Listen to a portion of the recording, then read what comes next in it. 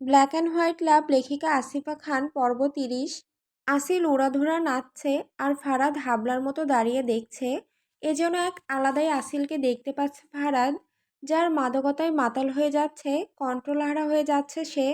কিছুতেই বেহায়া নজর সরছে না তার অ্যাঞ্জেল হতে। আসিল ঘুরে ফিরে নাচছে, মাথায় এলিয়ে চুল ঝাড়া মারছে বারবার, গলা থেকে হাত নিচের দিকে নামিয়ে নিজের মতো নেচেই যাচ্ছে। এক পর্যায়ে আসিলের চোখ ভ্যাবলাকান্তের মতো দাঁড়িয়ে থাকা ফারাদের উপরে পড়ে, ছুটে এসে ফারাদের সামনে দাঁড়ায়। অতপর ফারহাদের হাত টেনে নিজের কোমরে রাখে আর গানের তালে গাইতে শুরু করে। ফারহাদ এবার কি করবে বুঝতে পারছে না, কপাল বেয়ে ঘাম গড়িয়ে পড়ছে, গলা শুকিয়ে কাঠ, নিষিদ্ধ ইচ্ছেগুলি হানা দিচ্ছে, শরীর জুড়ে ঠান্ডা শিহরণ খেলে যাচ্ছে। আসিলের ভুলভাল শার্টের বোতাম লাগানোর কারণে লম্বা ফারাদের কাছে আসিলের শরীর একদম উন্মুক্ত, গলা থেকে শুরু করে নাভি পর্যন্ত সবকিছু ফারাদের কাছে দৃশ্যমান। পিঙ্ক কালারের অন্তর্বাসগুলি সাক্ষাৎ পাচ্ছে নয়নে, যা ফারহাদ নিজেই কিনে এনেছিল আসিলের কাপড় কিনে আনার সময়। ফারহাদ এবার নিজেকে সামলে সরে দাঁড়ালো, দুইটা জোরে জোরে নিঃশ্বাস ফেলে ফোনের গান অফ করে দিল। আসিল ঠোঁট ফুলিয়ে ফারহাদকে কিছু বলবে, তার আগেই ফারহাদ রাগী গলায় বলল, চুপচাপ বিছানায় বসবে, একটা কথা বললে ছুঁড়ে বেলকনি থেকে নিচে ফেলে দেব। না না, এরকম করবেন না প্লিজ, তেঁতুল গাছটায় ভূত আছে, আমার ভয় করে। এই এই আমি বসছি বিছানায়। ফারহাদ কপাল চাপড়ায়, কি মেয়ে, পড়ে যাওয়ার থেকে বেশি ভূতে ভয় পায় নাকি সব নেশার কামাল।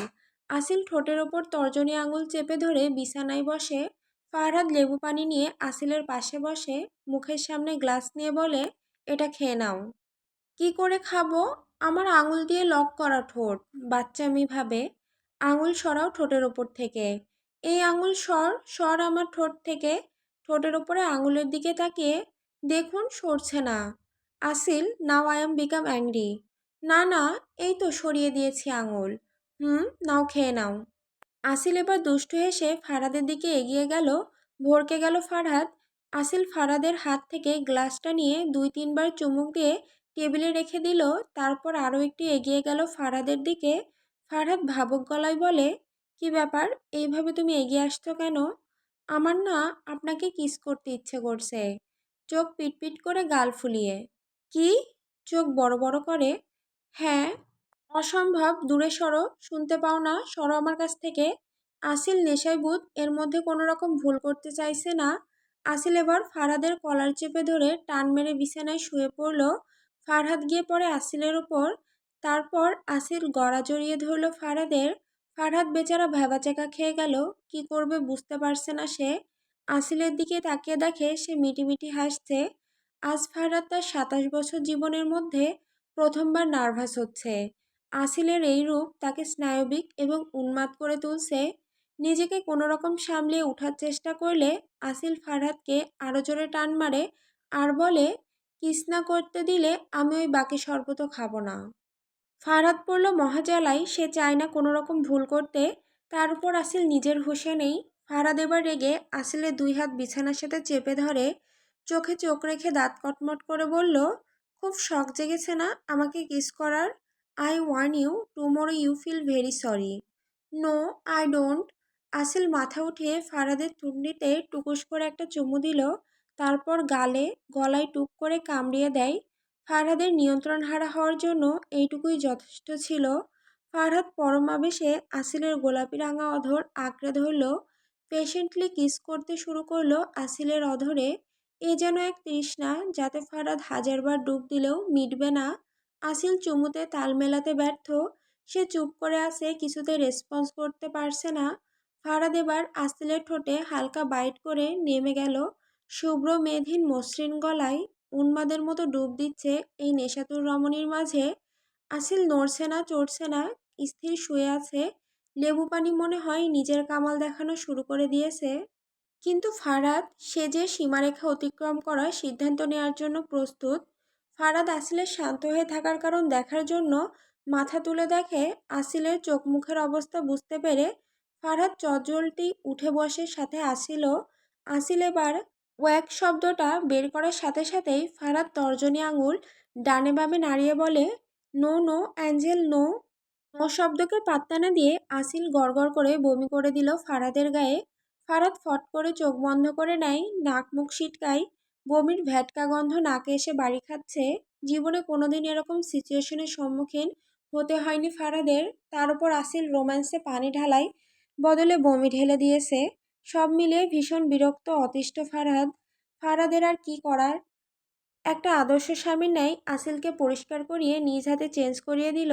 শুধু একটা লং টি শার্ট পরিয়ে দেয়, তারপর নিজেও হালকা ফ্রেশ হয়ে চেঞ্জ করে বেরিয়ে আসে। রুমের লাইট অফ করে আসিলের পাশে শুয়ে পড়ে। আসিল ক্লান্ত শরীর নিয়ে গুটিসুটি মেরে শুয়ে পড়ে ফারাদের প্রশস্ত বুকে। পা ওঠায় ফারাদের পেটের উপর। ফারাদ একটা স্বস্তির নিঃশ্বাস ফেলল, হালকা বাঁকা হেসে আসিলকে জড়িয়ে পাড়ি জমালো ঘুমের দেশে। সকাল 10টা, সকাল হয়েছে অনেকক্ষণ, কিন্তু আসিলের চোখ খুলল সবেমাত্র। কোনো রকম মাথা চেপে উঠে বসলো সে। মাথাটা ব্যথায় যেন ছিঁড়ে যাচ্ছে। কিন্তু হঠাৎ এরকম ব্যথার কারণ কি? আসিল রুমে একবার চোখ বোলালো। না, ফারহাদ কোথাও নেই। ঘড়ির দিকে তাকাতেই আসিলের মাথায় হাত। সে এত অবেলায় ঘুম থেকে উঠেছে। তার একটা ইম্পর্ট্যান্ট ক্লাস আছে 11টা 15-তে। আসিল তাড়াতাড়ি বিছানা ছেড়ে উঠতে নিলে চোখ যায় নিজের জামার উপর। আঁতকে ওঠে আসিল। সে তো কাল রাতে অন্য কাপড় পরেছিল, তাহলে তার কাপড় চেঞ্জ হলো কি করে?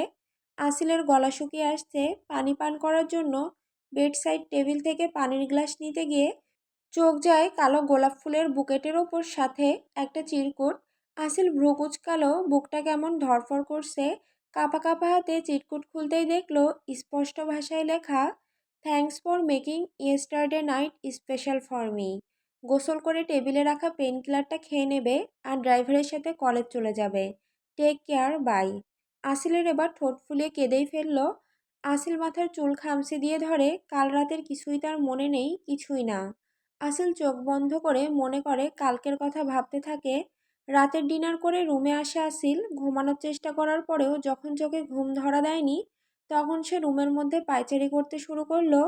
তারপর ওয়ার্ড্রোব খুলে নিজের জামা কাপড় গোছাতে থাকে। তখনই চোখ যায় ওয়ার্ড্রোবের ভেতরে ড্রয়ারের দিকে। খুলে দেখে ফারাদের কিছু জিনিস রাখা আছে, আর সাথে একটা চাবি। চাবি ঘুরিয়ে পেঁচিয়ে দেখে কিছু একটা। আন্দাজ করে সেই বন্ধ রুমের দরজার লক খোলার চেষ্টা করলে খট করে দরজা খুলে যায়। আর ভেতরে ঢুকে দেখতে পায় হরেক রঙের আর নানা ডিজাইনের বোতলে শরবত জাতীয় কিছু রাখা। দেখে সেটা খাওয়ার ইচ্ছে জাগে। আর দুটি বোতল বের করে খাওয়াও শুরু করে। প্রথমে তিতা লাগলেও পরে ভালো লাগে, কিন্তু তারপর কি হয়েছে সেটা কিছুতেই মনে করতে পারছে না। আসিল দৌড়ে বাররুমে দরজা খুলে ভেতরে চোখ বোলাতেই আসিলের মাথা চক্কর দিয়ে ওঠে। রুমটার কালকের মতো নেই, পুরো চেঞ্জ হয়ে গেছে। তার প্রত্যেকটা বই খাতা সহ পড়ার টেবিল এই রুমে সাজানো। কিন্তু এটা কি করে সম্ভব? আসিল আর ভাবতে পারছে না। ভীষণ কান্না পাচ্ছে তার। এরই মধ্যে দরজায় টোকার আওয়াজে আসিল দরজা খুলে দিল। ফারিয়া কফি মগ হাতে ভেতরে প্রবেশ করে। মুচকি হেসে বলে, গুড মর্নিং ভাবি।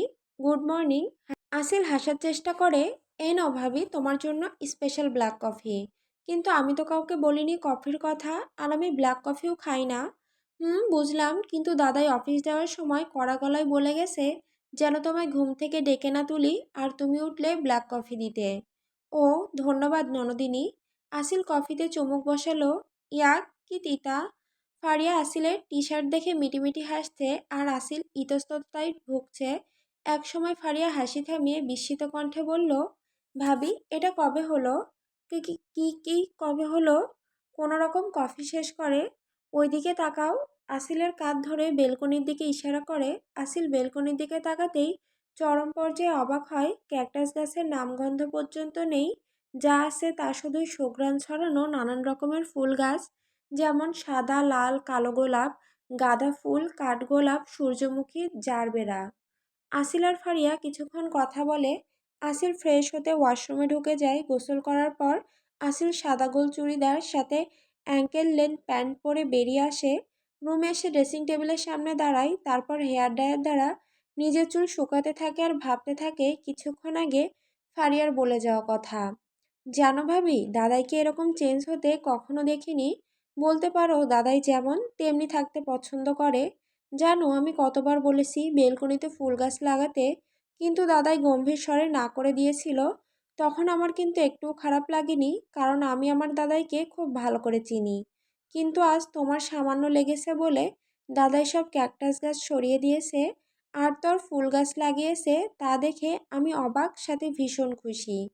আসিলের হাত ধরে অনুনয়ের সাথে, ভাবি তুমি একমাত্র যে আমার গম্ভীর রাগী জেদি দাদাইকে চেঞ্জ করতে পারবে। তুমি দাদাইকে কোনোদিন ছেড়ে যাবে না প্লিজ।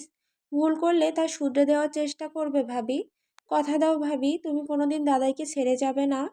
পরবর্তীতে আসিল মুচকি হেসে বলেছিল, ইনশাল্লাহ কোনোদিন ছেড়ে যাব না, কথা দিলাম। আসিলের ভাবনায় সেট পড়ল ড্রেসিং টেবিলের সামনে রাখা নতুন আইফোন মোবাইলের বক্সের দিকে তাকাতেই, তাহলে কি এটা আসিলের নতুন ফোন? ফোন অন করতেই দেখলো আসিল আর ফারাদের একটা ফটো ওয়ালপেপারে লাগানো, যা তাদের বিয়ের দিনে তোলা ফটো, যখন সিঁড়ির কাছ থেকে ফারাদ তার হাত ধরে এগিয়ে আসছিল তখনকার তোলা। ফটোতে দুজনকেই মেড ফর ইচ আদার লাগছে। আসিল মুচকি হাসলো। কল লিস্ট চেক করার সময় দেখলো একটাই নাম্বার সেভ করা, ডেভিল নামে। আসিল ভ্রুকুঞ্চিত করল, তাহলে কি এটা ফারাদের নাম্বার, যা ফারাদ নিজেই সেভ করেছে? আসিলের কলেজের জন্য দেরি হচ্ছে, তাই তাড়াতাড়ি রেডি হয়ে টেবিলের ওপর রাখা পেনকিলার ট্যাবলেট খেয়ে নিল। কিন্তু আসিলের রাগ আছে ফারাদের উপর, আর আছে অভিমান। ফারাদ এরকম কি করে করতে পারলো? আর কাল রাতের ঘটনা তার মনে নেই বা কেন? না, সে ফারাদের সাথে কথা বলবে এই বিষয়ে। আসিল নানুর কাছ থেকে বিদায় নিয়ে কলেজের উদ্দেশ্যে রওনা হয়। নানু খেয়ে যাওয়ার কথা বললে আসিল বলে সে ক্যান্টিনে কিছু খেয়ে নেবে। ঘড়িতে তখন পৌনে একটা। পরপর দুটি ক্লাস করে আসিল আর আয়শা এখন ক্যান্টিনে বসে বার্গার, ফ্রেঞ্চ ফ্রাই আর কোকাকোলা খাচ্ছে। আয়শা কথা বললেও আসিল শুধুই হুম হ্যাঁ করছে। আসিল তো এখন ফারাদকে নিয়ে ভাবতে ব্যস্ত। যতবার সে তিরকুট লেখার কথা ভাবছে তখনই গায়ে কেমন কাটা দিয়ে উঠছে। আয়েশা এবার এক ধাক্কা মারে আসিলকে। কি এত ভাবছিস বল তো? কোকো কই, কই, কই কি ভাবছি? কিচ্ছু না। বল তুই কি বলছিস? আমার কথা স্যার। আচ্ছা বনু, তোর আর ফারাদ ভাইয়ের মধ্যে ইন্টু মিন্টু সিন্টু হয়েছে? দুষ্টু হেসে, কি কি ইন্টু মিন্টু সিন্টু? আহা গো শোনা গো আমার, যেন কিছুই বুঝতে পারছে না। বেশি কথা না বলে বার্গার খা, না হলে ভাইয়ের কান ভরিয়ে পরীক্ষার আগেই মিস থেকে মিসেস বানিয়ে দেব। আয়েশা এবার দমে যায়, কথা একাই না, খেতে থাকে চুপচাপ। আর আসিল মিটিমিটি হাসতে থাকে। আসিলের খাওয়া শেষ। প্লেট রাখার জন্য উঠতেই সামনে থেকে এগিয়ে আসা মানুষটির সঙ্গে জোরে ধাক্কা লাগে। লোকটির হাতে থাকা কোল্ড ড্রিঙ্কস আসিলের চুড়িদারে পড়ে যায়। আসিল সঙ্গে সঙ্গে সিটকে দূরে সরে যায়। কাপড় ঝাড়তে ঝাড়তে রাগী গলায় বলে, চোখে অন্ধ নাকি, দেখে যেতে পারেন না? ইস, আমার চুড়িদার পুরো খারাপ হয়ে গেল। ধ্যাত, ভালো লাগে না। I am very sorry miss, my mistake. Phone থেকে চোখ সরিয়ে আসিলের দিকে তাকিয়ে, মিস না মিসেস, যা করার করে দিয়েছেন, আর সরি বলে লাভ কি? ফোনের মধ্যে ঢুকে থাকলে সামনের মানুষদের দেখবেন কি করে? আসিল লোকটির দিকে তাকাতেই দেখলো এক সুদর্শন যুবক, ডেমিন শার্ট, কার্গো প্যান্ট, চোখে গোল ফ্রেমের চশমা, ফর্সা লম্বা বিদেশিদের মতো ব্রাউন চুল।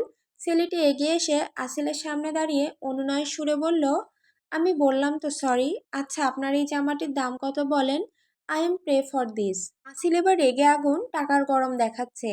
আসিল আঙুল তুলে বলে, টাকার গরম দেখাচ্ছেন আমাকে? Do you know what?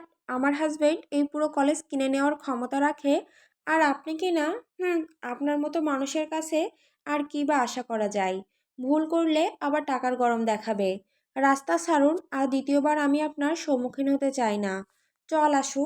আসিল আর আয়শা বেরিয়ে যায় ক্যান্টিন থেকে। আর সেই ছেলেটা আসিলে যাওয়ার দিকে তাকিয়ে বাঁকা হাসলো।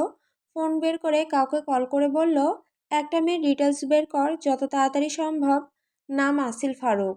ওকে জিসান স্যার। আসিলের গলায় ঝুলানো আই কার্ড থেকে নামটি পড়ে নিয়েছিল জিসান। আমার সম্মুখীন তো তোমায় হতেই হবে baby. I like your fascinated behaviour.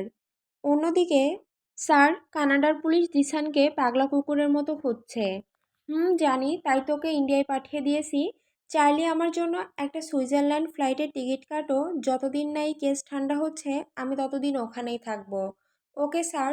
Charlie প্রস্থান করলো রুম থেকে। আর সেই লোক ধপ করে সোফায় বসে পড়ল। হাতে থাকা ড্রিঙ্কসের গ্লাসে চুমুক বসানো দু একবার। আয়নার দিকে তাকিয়ে আনমনে বলে উঠল, মান্নাত, কেন সেদিন তুমি আমার হলে না? আমার সন্তানকে পেটে নিয়েই তুমি ওই ফেইজালকে বিয়ে করলে। একবারও কি আমার কথা তোমার মনে পড়ল না? সেদিন তুমি যদি আমার হয়ে যেতে, তাহলে তো আমি এরকম হিংস্র হতাম না। রাত প্রায় 10:30। ডিনার শেষ করে নানু, ফারিয়া আর আসিল মিলে ফারাদের ফারিয়ার ছোটবেলাকার ফটো দেখছে আর এটা সেটা নিয়ে হাসাহাসি করছে। ভাবি এই ফটোটা কেমন? আসিল ফারিয়ার দেখানো ফটোর দিকে তাকাতেই লজ্জায় দুটো গাল টমেটোর মতো লাল হয়ে গেল। ফারাদের ন্যাকেট অবস্থার ছবি। আসিলের লজ্জা দেখে নানু আর ফারিয়া জোরে হেসে ওঠে। নানু ফারিয়ার কান মুলে দিয়ে আদুরে গলায় বলল, উফ ফারিয়া, আমার পরিটাকে এইভাবে লজ্জা দিস না। হায়রে আমার লাজ্জুকে ভাবি। আসিল হেসে বলে, আচ্ছা নানু, প্রায় ফটোতে ফারাদ বিদেশি মানুষদের কোলে বা তাদের সাথে কেন? নানু বলে, ফারাদের জন্ম এখানে হয়নি, তার জন্ম সুইজারল্যান্ডে হয়েছে। ফারাদের বাবা মানে তোমার শ্বশুর আব্বুর বিজনেস ওখানেই ছিল। ফারাদের যখন 7 কি 8 বছর বয়স, সেই মুহূর্তে ফারিয়া তখন তোমার শাশুড়ি মার পেটে। তোমার শ্বশুর বাবা ঠিক করে তার আর বিদেশের বুকে থাকবে না, ফিরে যাবে নিজের মাতৃভূমিতে।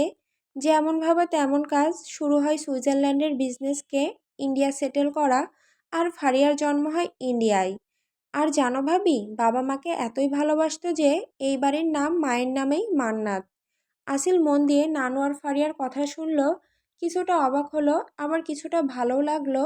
যাক, কিছু তো জানতে পেরেছে সে ফারাদের বিষয়ে, আবার তার শ্বশুর শাশুড়ির বিষয়ে। কিন্তু ফারাদের ভয়ে আর এটা জিজ্ঞাসা করার চেষ্টা করলো না যে ফারাদের বাবা মা কোথায়, কারণ ফারাদ যদি শুনে নেয় তাহলে তার ব্যবস্থা আছে। আসিল কিছুটা উৎফুল্ল কণ্ঠে বলল, আচ্ছা নানু, ফারাদ কার মতো দেখতে হয়েছে? কারণ আমি মা বাবার ফটো দেখেছি, কিন্তু তাদের কারোর মতোই হয়নি ফারাদ। তাহলে কার মতো হয়েছে? নানুর হাসি মুখখানা নিমিষেই মিইয়ে গেল। মুখটা ঢেকে গেল উদাসের ছায়া নিচে। মাথা নিচু করে ফারাদের ফটোগুলিতে হাত বোলাতে লাগলো। তিতকুটে সিটি মাথা চাড়া দিয়ে উঠছে। সে জানে এই প্রশ্নের উত্তর কি। নিজের মনের মধ্যে যে সত্য এত বছর ধরে আগলিয়ে রেখেছে তা কোনোদিন মুখে প্রকাশ করবে না, কোনোদিনও না। কিন্তু ফারাদ যদি নিজের এই মর্মান্তিক সত্য জানতে পারে, সেদিন কি হবে? নিশ্চয় কোনো প্রলয় ঘটবে ওই দিনে। ফারাদ শুধু ফারাদের মতোই দেখতে, সে কারোর মতোই হয়নি, তাই না ডিয়ার? দরজার সাথে হেলান দিয়ে দুই পকেটে হাত ঢুকিয়ে দাঁড়িয়ে আছে ফারাদ। চোখ তার আসিলের ওপর সীমাবদ্ধ। ডিনার সেরেছে প্রায় 45 মিনিট, কিন্তু আসিলের রুমে আসার নামগন্ধ পর্যন্ত লক্ষ্য করে না।